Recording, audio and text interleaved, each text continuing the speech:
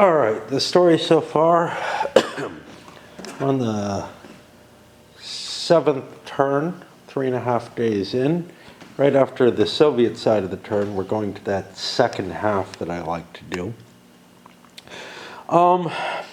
Soviet gains have started to become more and more limited as we go, and as you can see, and we're trying to honestly create little, and this may be better early in the game as well, but create little packets that can do multi-unit attacks instead of just trying to drive over the enemy and utilize firepower against them. Everything has to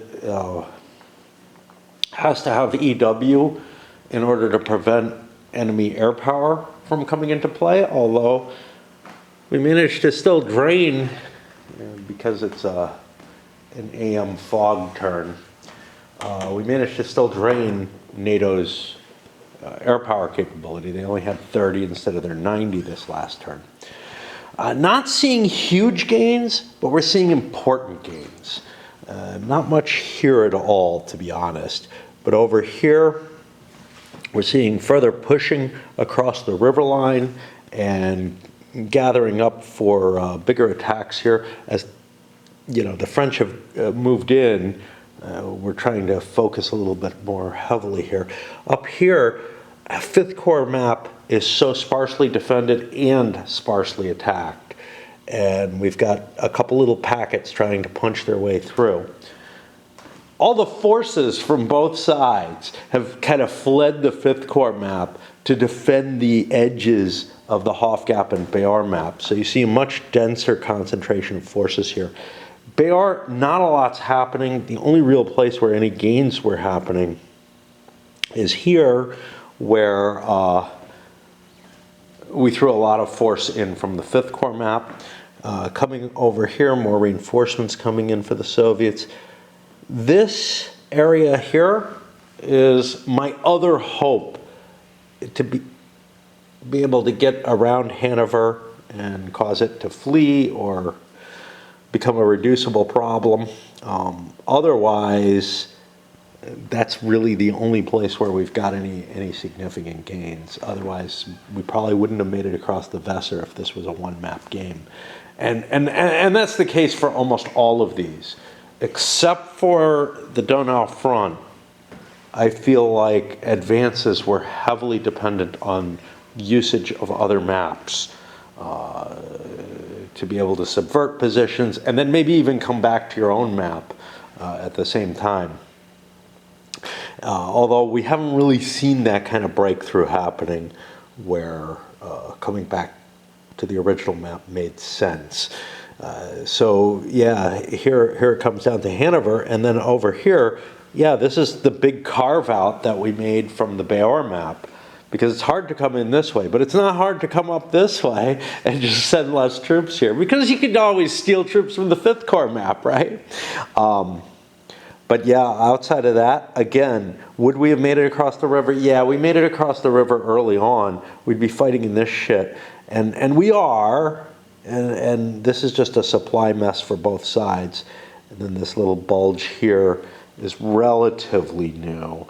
The Polish attacks, I think, were this turn not very pleasant to do. And meanwhile, we're also slowly working. You can see not a lot of units flipped over, but we're still working on reducing Hamburg a little bit. I'm kind of fucked right now.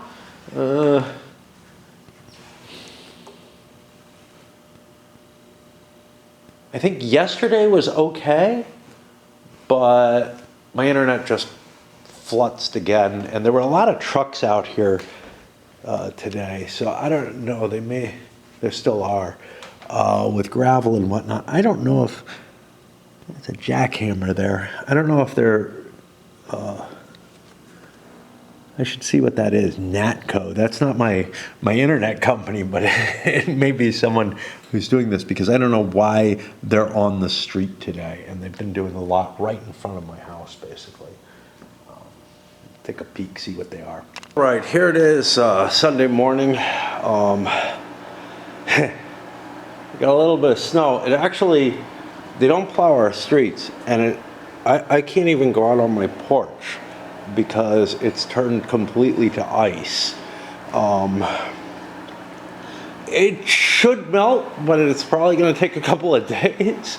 And just, you know, I could have probably shoveled it or something yesterday, but Saturdays I'm hungover, so it's not a great day for that.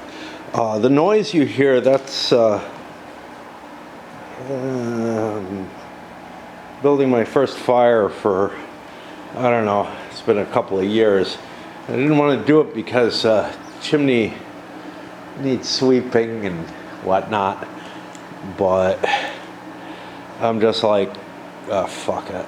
It's too goddamn cold in here, and I may get addicted to burning wood again.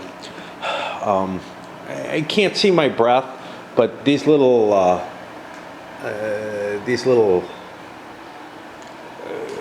baseboard heaters, they do not heat the entire place well enough. I got another one upstairs, but that, you know, just warms up the upstairs. There's just so much space here. Anyway, we're about to ready to start the NATO part of the turn, and that's going to take some time, as always, but it's, I hope, going to be a little bit easier, as it usually is, than the Warsaw Pact side of things. In terms of power, we don't have enough air power to do, you know, to give us any additional attacks.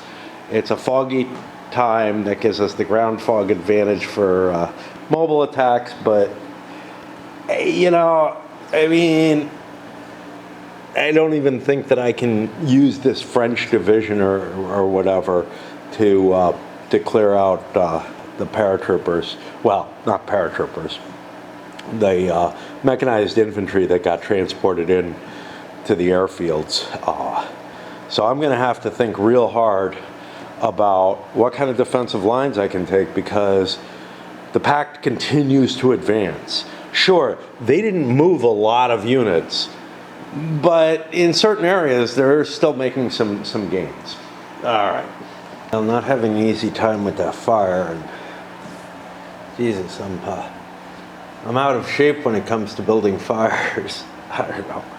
Anyway, I started, you know, solidifying the line here. That's fine. Come down here, pulled away a little bit. Got an extra unit out. I don't know what he did. The excess unit from here. One moved back, but yeah, the other one moved back here into kind of a reserve position. Those can be kind of useful. I actually have an okay line. I'm not thrilled with, you know, stuff like this, but this city is more valuable than behind the river. The river can be subverted too easily. Come down here, and I'm trying to ooze some of these pieces out a little bit. It's slow going, but as long as this line holds, we'll be able to do that. But then I come up here to where we're dealing with the incursion up here, and frankly, it starts getting complicated, you know, because I've got all these reserve pieces. So I'm going to swing back over to the North German plain and start working from there, because I think that's going to be more obvious what I want to do. Honestly, I think this may be the most complicated section of the map, because it's the one place where I'm expecting any kind of attack by NATO. Maybe not this turn, but at some point, you know, because I have to clear this shit out of here. Well, I've kind of given up on the fire. It's funny, used to be, I would try to start a fire. The first time didn't work, usually. But then I threw a little bit more paper in and I'd get it going. I've done that a couple of times here. It's just not working. So some of the kindling was wet and frozen, and you know, so I figured it would be a little harder. But man, I just I don't have the lung capacity anymore to keep blowing. And my chest is hurting from it. All right, so what do we got going on? Germans pretty much holding the same front here. Dutch still here, not doing anything different. I do have a few reinforcements coming down this way. My goal is to get the Dutch to hold the center. Have the Germans hold, I guess, the left flank. With what they have left, they're losing a lot of fucking units, right? These guys too. So there's not going to be a lot of Germans on the field. But the Dutch have another column coming in. They're streaming in here. And try to centralize the Brits over here. Got a couple of U.S. units on the line. I'm trying to get them out of there, get them with their unit, with the rest of their divisions, or I don't know, whatever, so that they have some artillery support, because they have none over here on this map. I don't know why the fuck they're here, but they are. And yeah, then if the Brits are up in here, I can consolidate them. I don't know what to do with these Germans. I think, you know, they're what they are. They're going to try to hold Hanover, and that's about all. But, you know, the Germans are interspersed everywhere and are kind of a problem in terms of trying to create, you know, a single defensive position. I really feel like the interop rules, at least for NATO, are too stringent. Now, you would say, well, look, the Soviets, you know, have these divisional units. Their artillery are divisional based and can't really support anything else. Yeah, but and I'm not sure how much I agree with, you know, their divisional interop. But when we come to national interop,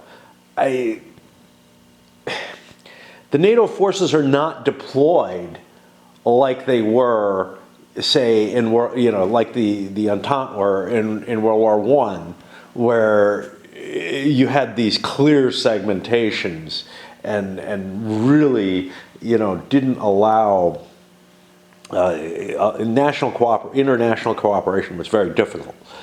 I feel like all the training exercises that NATO undergoes and whatnot are meant to make that interop work, and to make the fact that, you know, the Germans are interspersed with the Allied troops. So this is a peculiar view, I think, of just how much trouble it would be getting support. Now, there are going to be linguistic issues and whatnot, but there are translators available. Nearly every communications unit is going to have people who speak English in it, right? You know, just because it's become, see, obviously lingua franca, but it's the lingua anglica. Anyway, that's what we got over here. I'm not quite sure. I think I've got this unit that's heading over again towards the U.S. And otherwise, I think I'm pretty much settled here. Mainly, we're just trying to rush troops in time to make up for the losses that the Germans are taking. And they're taking some pretty hefty losses. This unit over here on the Baylor map was kind of the linchpin as to whether or not I withdraw. It did not get a successful withdrawal. So I'm going to try to hold this, I guess. That may mean instead of sending this unit here, I will send him up here. 1, 2, 3, 4, 5, 6 to join this, because that's the weak spot. And having a nice big meaty unit there does me a lot of good, honestly. Moving up the line, you know, I try to withdraw here, get a little bit more stretch to my line, get an extra unit to fling out. Didn't succeed. I did pull the Belgians over here instead of this artillery. I didn't like the artillery being right at the front. Here it supports, but you know, it's kind of iffy. If you deploy the artillery right with the unit, it will fire. You can't EW it away. So maybe it would have been why. Oh no, I couldn't keep British and Belgian stacked. Yeah, so actually this thing has no support. I got nothing I can move there.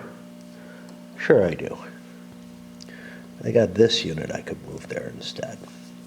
Much better. What's this Belgian doing? I don't know. We'll leave him here. But I wanted to get the artillery off the line so it couldn't just be pinned from giving fire support, because it's got a decent range. But for the most part, all along this line, I've got so many units in contact with the enemy that I really can't do anything. Let's get him out. I can't do anything to doing some sort of mass withdrawal like that all along the front.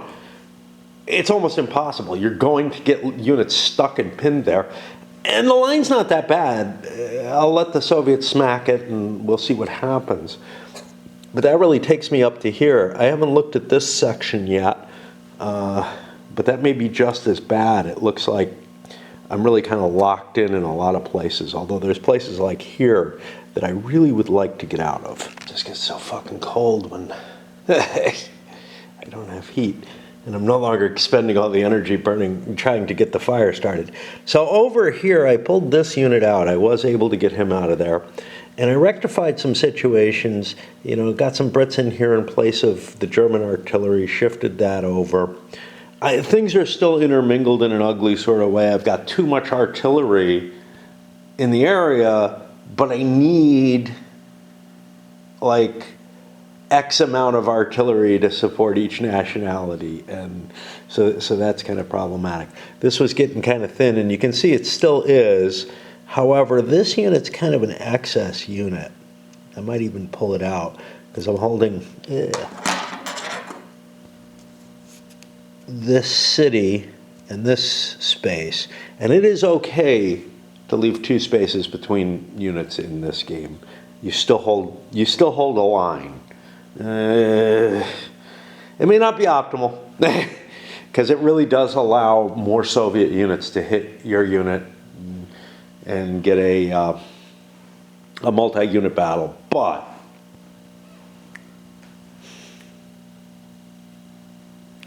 I only have so many units. For example, I have a very weak German unit. It's not very weak in and of itself, but I have a unit that's been badly mauled. It's almost completely destroyed, sitting in this city, facing a probable multi-hex attack that will expose this artillery. And I could shift another unit in there, and I think I'll try to.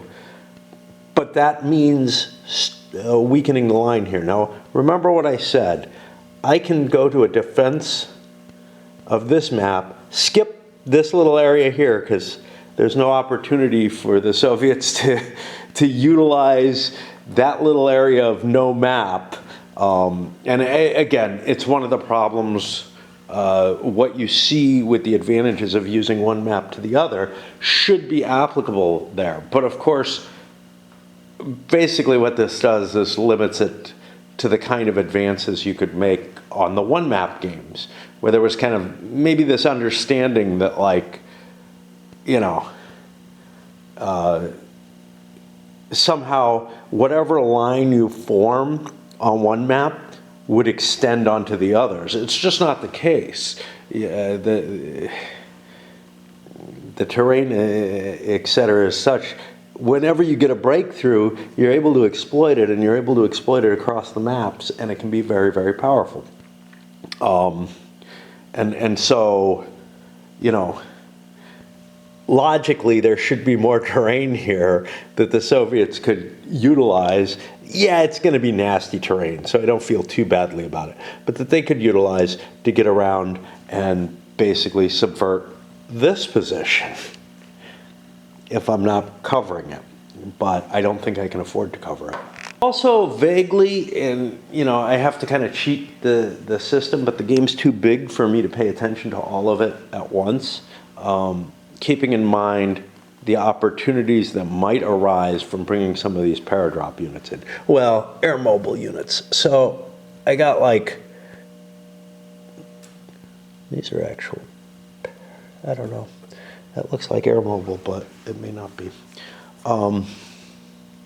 See, these are actual paratroopers. These are not, but they're air mobilized. But bringing something like that in, you know, what am I going to do? I could just like bring them in somewhere like here and have a couple extra units on the board, or bring them in my back areas and be perfectly fine. But I feel like they're too valuable to just throw into the fight as regular infantry. They're not very big, they're not very powerful, but if I absolutely need to plug a gap, I will have them at times like this. And those extra units were absolutely vital. I shunted things off here and just say, hey, corner of the map, man, I control that. I was able to get a US unit out of there, a bunch of Germans, which was important because I needed to rescue here. I would have liked to have put another unit here. I can't. Same kind of situation as that other place where I had a unit that this guy was too weak. I had to shove another unit in, but he's like 1 hit point away from being destroyed. I am using the option where you track each unit's friction points individually. Otherwise, it's painful. You have to. It just feels wrong otherwise, man. But I've got this poor US unit stuck here. Can't do a damn thing to get him out.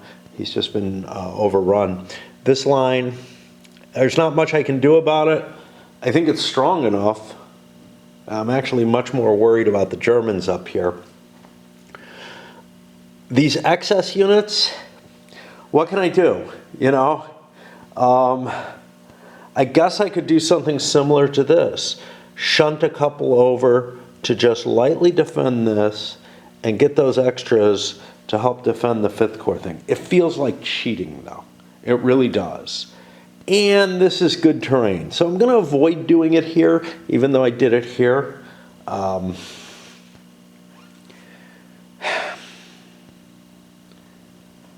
don't know. And I think that's it for the 5th Corps map. So now we're over on Hofgap. I think it's time for me to take a bit of a break. I'm bummed about raid. It's weird. It's like you build units for a fight. You build up teams and they work. And then you go back the next time that you have to do that fight and like it's not working and I can't figure out any reason why. I haven't altered anything or anything.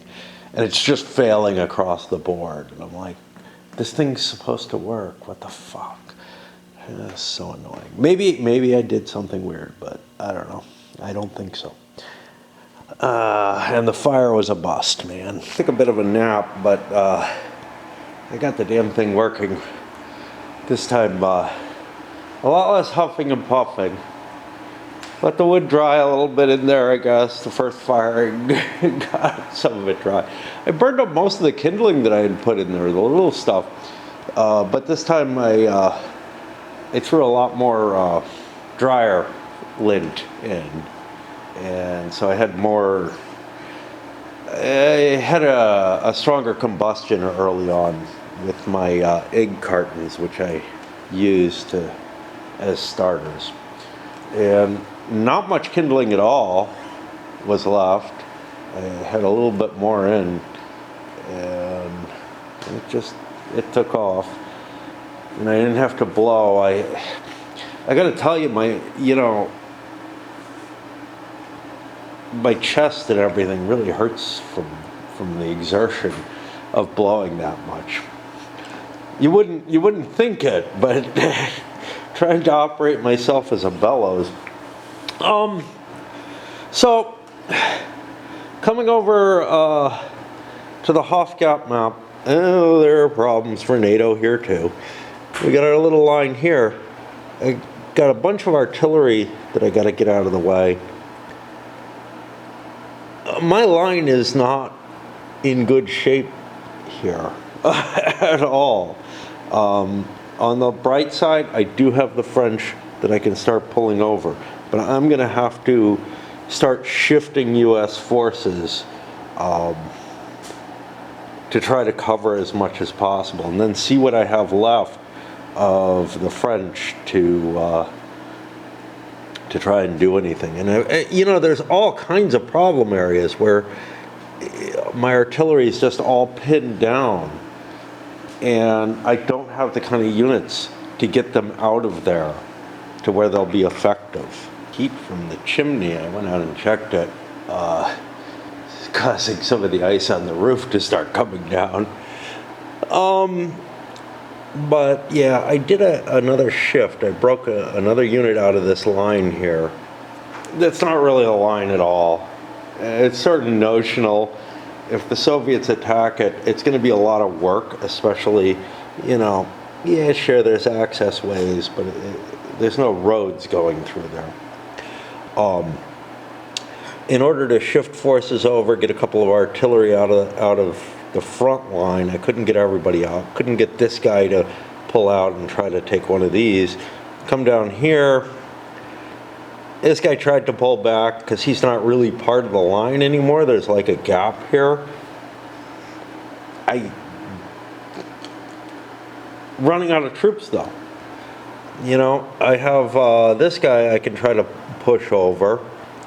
I have these Germans, and they're covering important areas, but the French are too far away to get into here. But what's the worst is over here. My front line is just subsumed. I mean, here, this guy's not going anywhere. This guy, yeah, he can pull out, but this guy can't.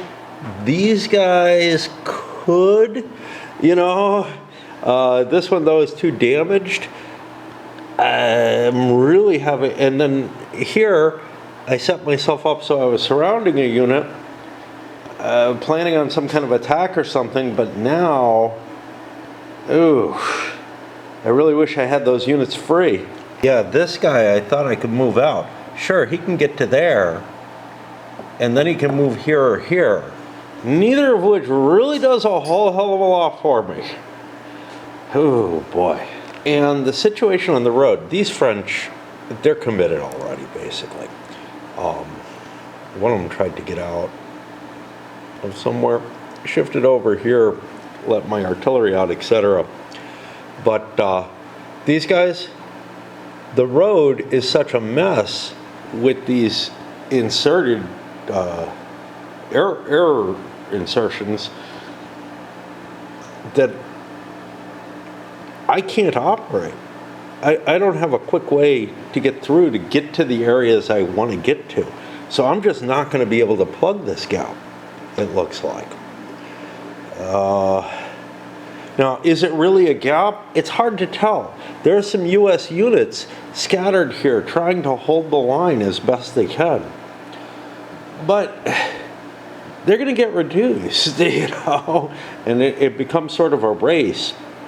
And some of it may come down to who's willing to spend friction points on additional actions to try to push the fight more quickly. It's hard, though, because for NATO, they're trying to do movement. And movement is not good when you're using additional pulses or whatever, segments of the turn to use. Whereas if the Soviets are going to do an attack somewhere, like say here or something, I don't know if they're set up for one there. It looks like that's a big unit to hit. But if they're able to make attacks that are reasonable looking, then they can gain more movement than they would get off ops points due to the advance rolls even. A lot of games, the friction point situation in this system and the way the artillery can kind of get pinned down and whatnot means that you really do want to have some kind of reserve. Now, given that the enemy usually tries to puncture the line in one place or another, and is kind of doing, directed attacks and not just clashing your entire line, you can strip reinforcements, some sort of reserve, off your front line and pull things from further back. You can shift things around and whatnot. So maybe I'm okay. I'm trying to decide what to do. I've got a couple of German units, where are they most needed? Now, I don't want to send them this way. All these French heading that way, they're doing what they can. They're trying to cover the hot gap. But, Jesus, man. This is the bad part. That's what I can't get covered. And I've stripped units away from there to cover this adequately, but now I've got a nasty gap.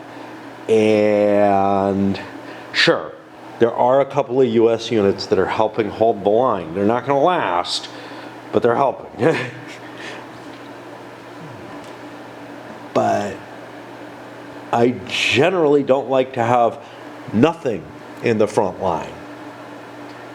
I'm wondering if I can get away.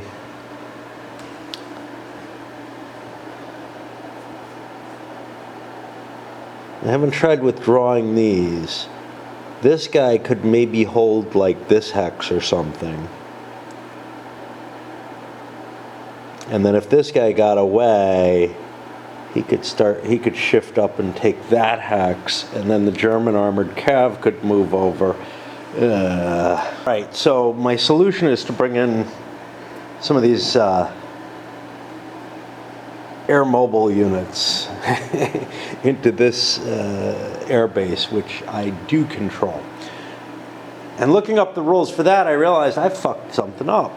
Not a big surprise. But I allowed Soviet supply to come in through these at the beginning of this turn and last turn, and it shouldn't have, because they didn't have air superiority. Well, because the enemy, NATO, had air superiority. So these units have had a little bit more resilience than they should. Not much I can do about it. I don't think they had a lot of damage on them, but some of them moved. So this guy probably has an extra hit on him. This guy probably has... He did not just come in, did he? If he just fucking came in, I'm like totally cheating. I'm like totally ignoring the fact that air superiority is in play. And it looks like I just brought him in. Oh well. Dug in and moved a couple air mobilized units here. I could actually drop some French paratroopers in too, which might not be such a terrible idea. Just to get a little bit more force right here real quick. Okay, turns out the French had some nice paratrooper units. They got a couple more of them, but I'm using them to fill in the gaps here. I actually landed in different hexes and moved them a little bit. They get 6 ops points on the turns they land. And that, helps me a hell of a lot. And I'm intending the French to be covering that part of the board and getting the US, whatever is left after all of this, over to that side. But yeah.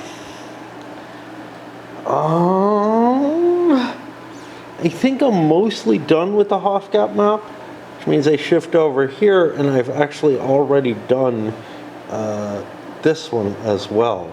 And I came up with no attacks I wanted to make, just really solidifying the line. So I'm going to take a break there. I grabbed myself some more wood, put some more in. It's burning pretty well, actually. It's not really heating the house yet, but it's starting to get, towards where it's noticeable. It takes a long time.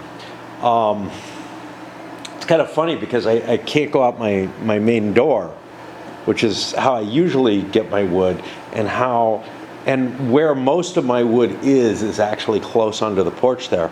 I have to go out the basement, and the wood that I have near that side is a lot more jumbled up, and I'm having trouble finding the big logs. Like, I have some nice big rounds and whatnot that'll barely fit in here, but I can't get to them. I can't climb. Yeah, everything is ice. My road is fucking ice. Like, I see people trying to walk on it and they can't. My neighbor drives on it, and other people do. I haven't seen anybody that I could tell had chains, but honestly, there are parts of this hill that, I don't know, I don't think I'd want to be driving on more or less solid ice with just, radials or whatever. These are such a weird concept to me. Like, I grew up in New York State mainly, and that whole northeastern area chains are verboten. You're not allowed to use them. If you're on a private road or whatever, sure, but you're not allowed to use them on the public roads because they do damage to the road. Here they've taken a different option, which is salt also does damage to the road and to cars and whatnot, so they don't use salt. And to me, it seems kind of fucking crazy. There isn't a lot of snow here.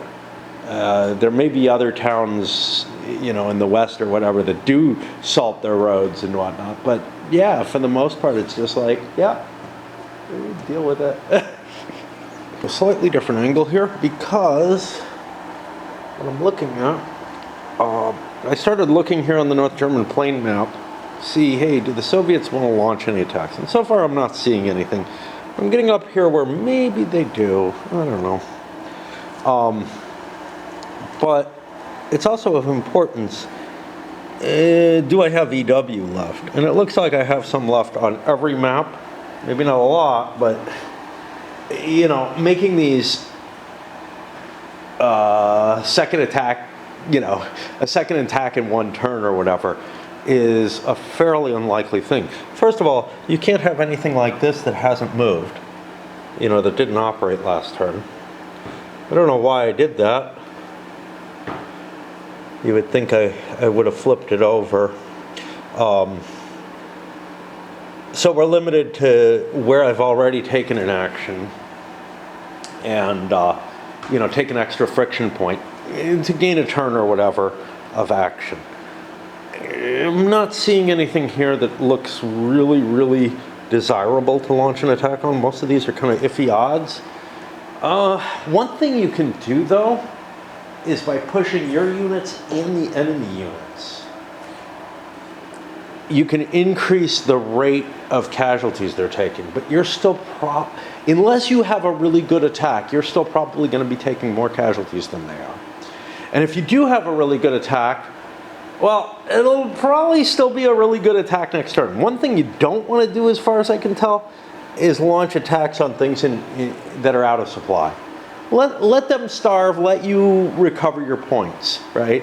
I think there are a couple of places over here, though, where things get a little bit more interesting and where maybe I can establish supply for my own units that I haven't had.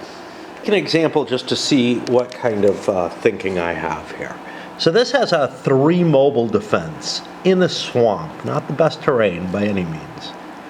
Am I allowed to do mobile in all terrain? Wow, now that's a question. Like, I may have been misplaying this all along. If I'm not allowed to make mobile attacks in this shitty terrain, I'm in trouble. But I could see that being the case. I'm gonna have to look that up. All right. My entire game is fucked. Yeah. I missed I mean, I remember reading it, and back when I read the rules, more or less, like, there's a reason this tinkered in my head. But it's only allowed in flat or broken terrain without roads, without woods or any other type of terrain except roads and water and woods. This is huge. The reason I've been able to be so successful in my advances is because I've been using that mobile attack capability. So if I look at, one of these pieces of shit here, this is a horrible unit in the pale green or white terrain, right? But anywhere else, it's an 8 defense, which is humongous. It's bigger than any other brigades, shit. So what's looked like this incredibly successful attack is just predicated on me not paying attention to the rules. How often do I do that, man? I think that means this is the end. I'm going to hold off a little bit and think about it, but yeah,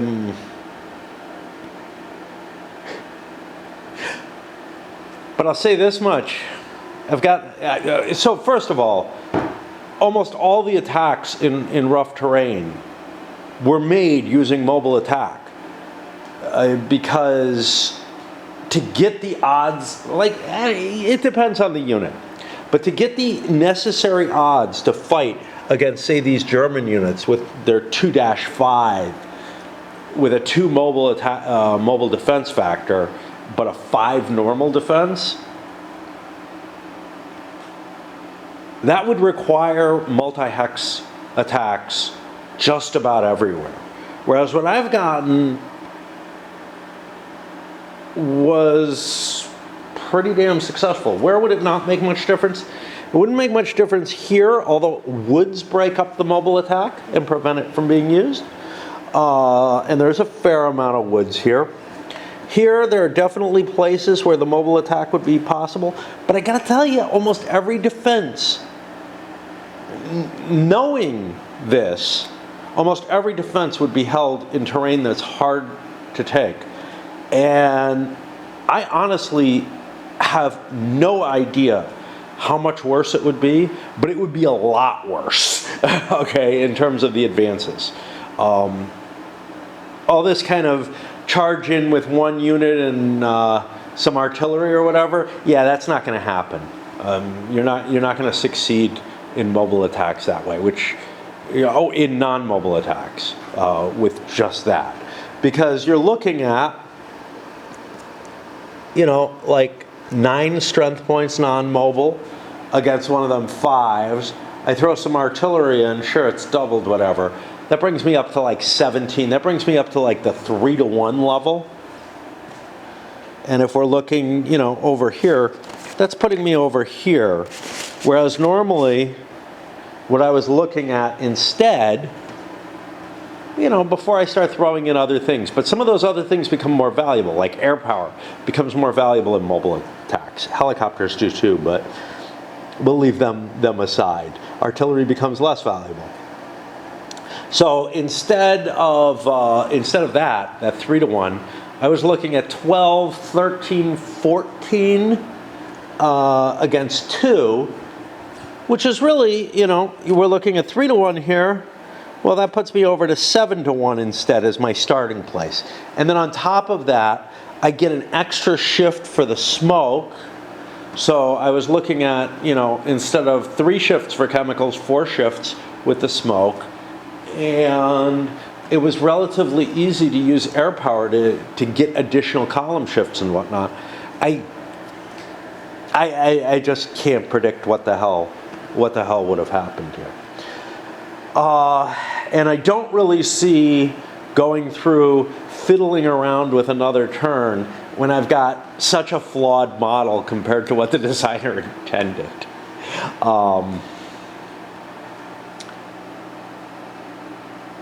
I think, wow. I'm just thinking that the armored cav units would be problematic. Because part of the thing even to brush by them was using mobile attack to get those bigger strength point totals, like the 12 instead of the 9, so that I get, up on a base chart that's much higher.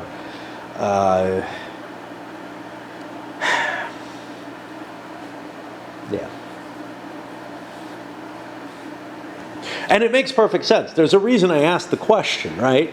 Wait a minute, why am I able to do mobile attacks in mountain terrain?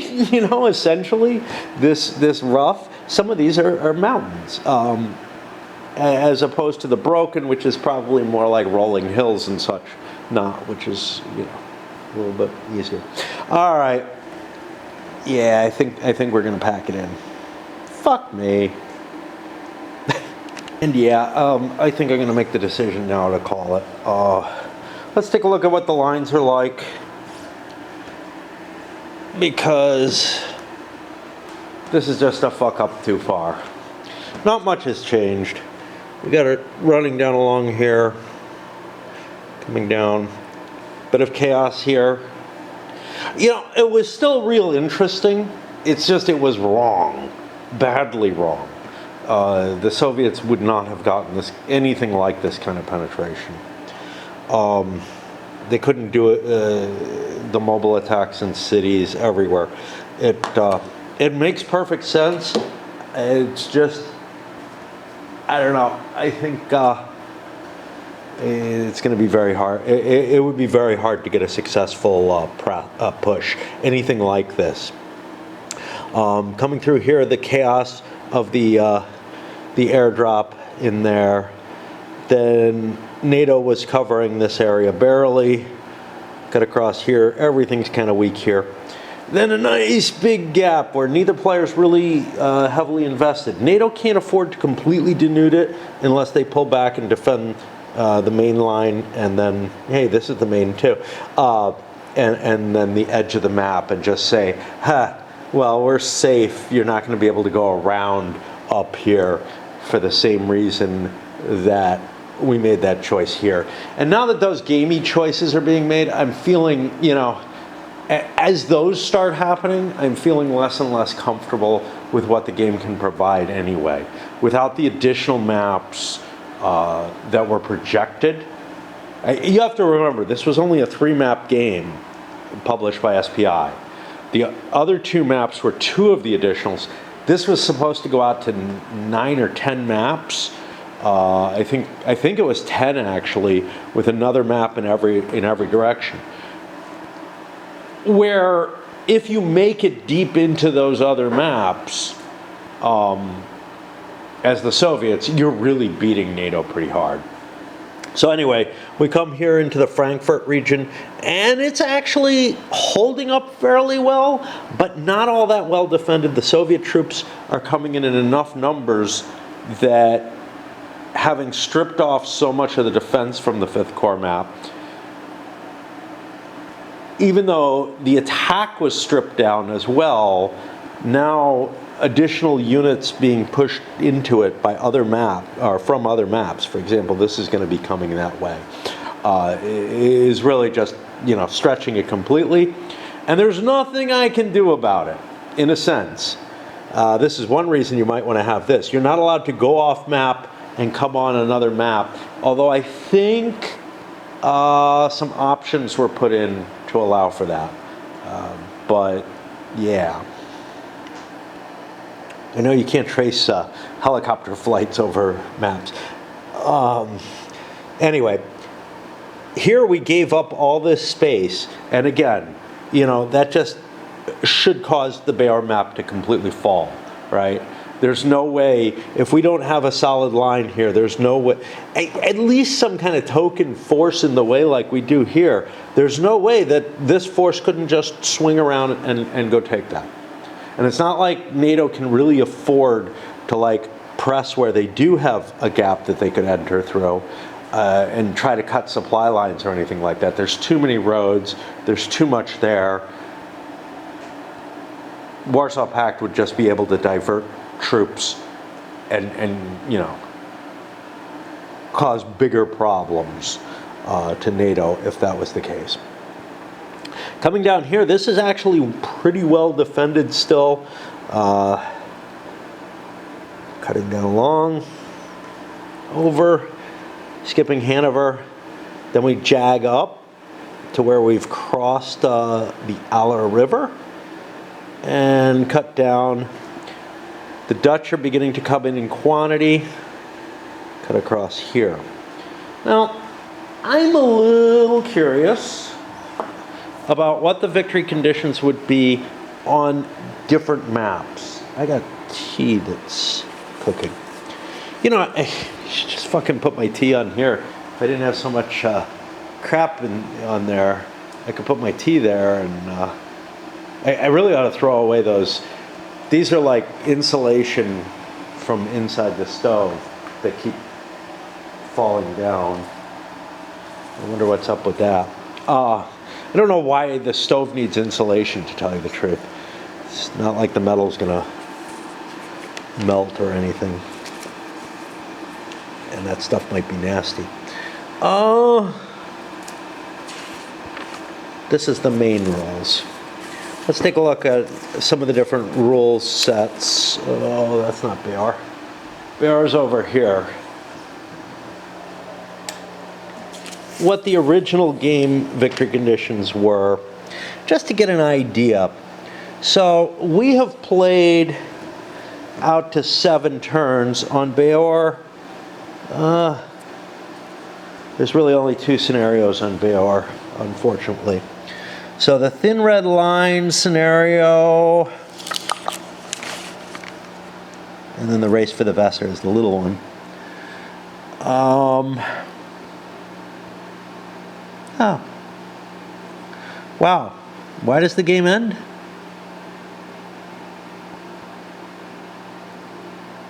Well, I don't know. Guess you just play it at any point, to any point. Hey, we agreed to end. All right, so we're on turn 7 here. So we're looking at last 2 numbers of advance, 19 and 10.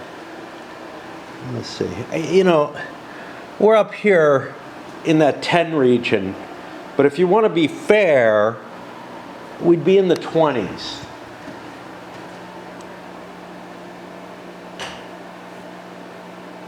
Which is,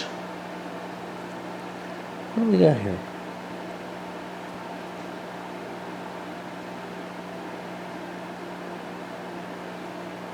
Which is not even able to make it to a marginal. And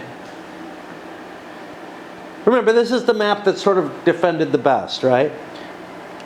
So now, we'd be in a substantial or strategic if we count the fact that I was able to leverage this. Because we're at 10 or less, you know. But without being able to leverage this, I don't think we'd get beyond here, to tell you the truth. I really don't.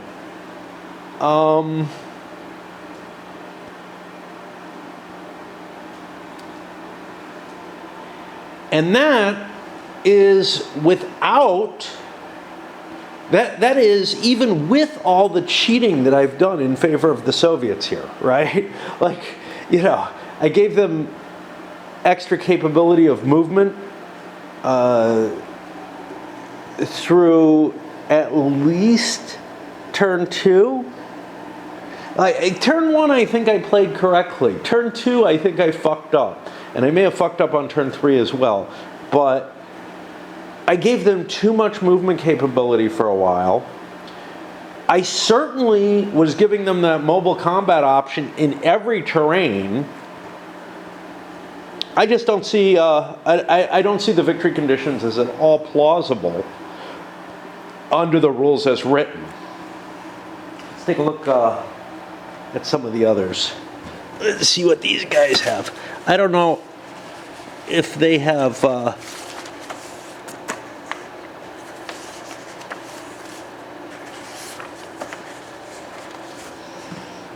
see, these guys go with victory points, don't they?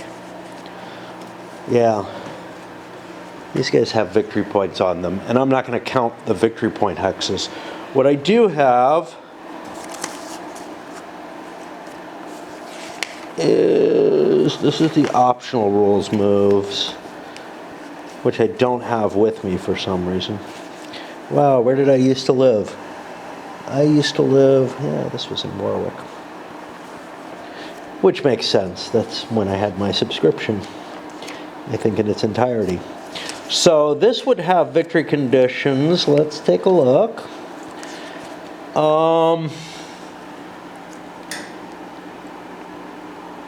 Separately for each map sheet.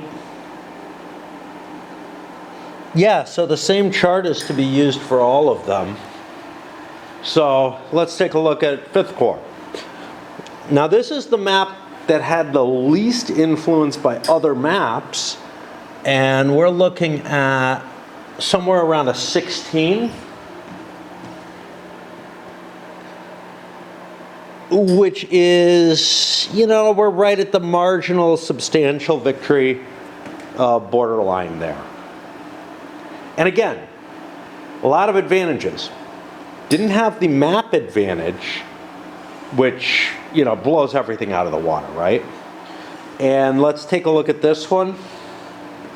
See what we're looking at? Well, on one side, yeah, it's a strategic victory because this guy is going to be in supply through everything.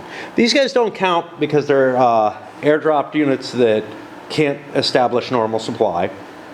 So elsewhere on the board, we're looking more like 22, 23, which would be a loss for the Soviets. So if I was playing just the Hof-Gap map, oh, did we look at this? Yeah, this is able to get up to 16 or 17, yeah. So, but a lot of troops were pulled off to help defend those other maps, but also to help offend them. So I don't know how you want to look at that. Let's take a look at these two just for kicks and shits and giggles, although they were never associated with that. I don't know if the game's ever been associated with shits and giggles.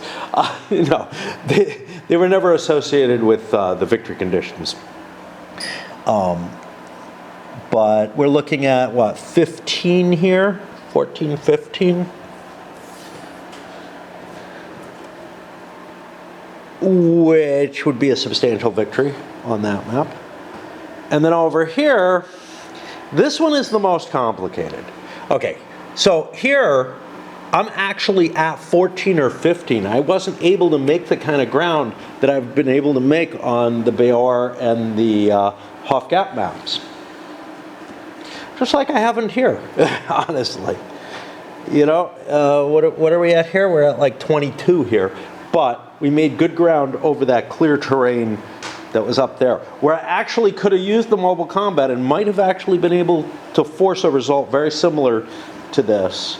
I could have used it more, although you gotta say, there's enough cities and woods hexes that the Germans could have prevented a lot of mobile attacks, I guess.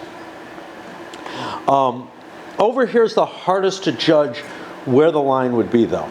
So here, yeah, it's substantial by the victory conditions set. And again, you know, God, I cheated so much in favor of the Soviets. Unintentional, but, you know. Where would they get otherwise? I think they would have forced this river line here. I think they probably would have been able to force this. To me, I'm going to call this about the cutoff, because nothing came down this way. But the pressure of these did open stuff up. So it's a little iffy, which is somewhere in the 30s, which is a massive defeat for the Soviets, following the same kind of victory conditions that Beor used. Losses. Yeah, the Soviets lost almost nothing. Hi. These are our casualty bags.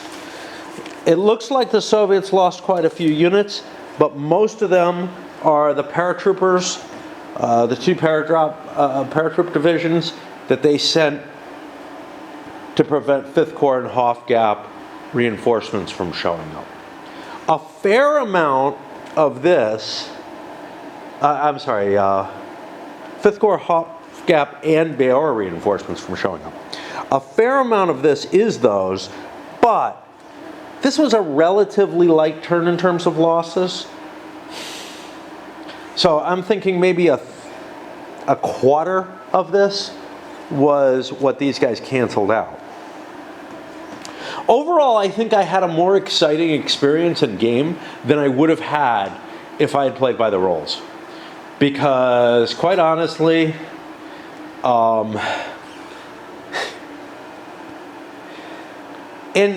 here I mean the mobile combat role. None of the other stuff really, like the other stuff I'm okay with, but the mobile combat role, being able to use that everywhere allowed me to fight my way forward. And still, if we look at any of these maps individually, except for that one, I think, well, here we got a victory, but there may be weird conditions. But every other map, I think we would have been badly beaten if it weren't for the being able to maneuver from other maps. Every other case, this line was impossible to hold at the river here because of the forces coming over from here. This doesn't really affect victory, so we leave that alone. This would have been very easy to defend if not for the threat from another map. Same here. This would have been relatively easy to defend. It gets harder to defend once you make that kind of breakthrough based on the pieces. Well, I don't know what the hell I'm going to do because I have not been making much ground on DAC. I may end up using the heat downstairs and being down there more often and play a little bit more of well, maybe a lot more of Wild Blue Yonder. Those new guys, me getting a new game doesn't mean it's going to come to the table. Like, it's lucky if it gets there within a year or two. So, you know, I know there's people who are kind of excited about Banish All Their Fears, being able to see me do that. I'm excited about it too, but not all that excited. And for one reason or another, I thought Tanto Manta was a Levian campaign game. Mainly because they're like doing Levian campaigns on everything. And already one Spanish, let's do another one. It's not. It looks like a CDG. I think I made a decision based on it. It feels a little weird for me to have picked a CDG up, but the topic is real interesting to me. So I want to do that. Yeah, I honestly, looking at this, you know, I kind of wish I had played a little bit of it without the mobile attacks in play, but honestly where it's most important is early in the game. At this point, I'm making less and less mobile attacks because I'm able to place artillery into position, get all my counter batteries in a row, get that multi-hex combat going. I'm actually making less mobile attacks than I was before. It's more often the case. I would say about half my attacks are non-mobile at this stage in the game. Before, something, you know, like on the early part of the game, something like 80% of my attacks were mobile attacks. There was very little reason to do a non-mobile attack. And when I did non-mobile attacks, they were usually, the few times that I did them, were usually in really light terrain where I didn't need, you know, where I actually could have used mobile attacks, the green or the white. So I have the feeling that, and this was the experience I got the only other time I played the 3 boards, times? I don't know. I may have played it once more. But what I can remember of the original was just, I can't move anything. Like, I can't get anything to budge, right? Sure, I got the armored cav out of the way, but the rest of the stuff was really almost impossible to do. In this, with my cheating rules, I managed to figure out a mechanism by, a procedure that I could use that could actually gain me victories in the combats. But if you're taking, several columns off the combat chart, for each attack, and we're really looking at 4 to 5 column loss by doing non-mobile attacks. The attrition cost is going to be too high. The Soviets are just not going to be able to budge units. They're going to lose entire divisions trying to move a single battalion. And I think it's a really, really rosy view that the game paints of what this invasion would be like, unless there's something I'm just not getting about this. But defense is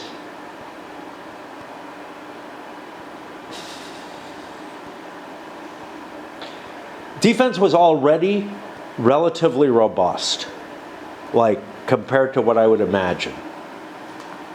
I'm willing to do a little bit of hand waving and say, yeah, look at the Ukraine war, even before the Russians dug in and whatever, there was a tendency of fighting to just hit a wall, especially in terrain that was at all worth, it was all difficult to fight in. City terrain, definitely an example, but also the rough terrain locations.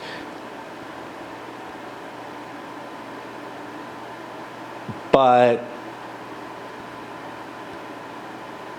the amount of force that you would have to put into play to budge a battalion, right?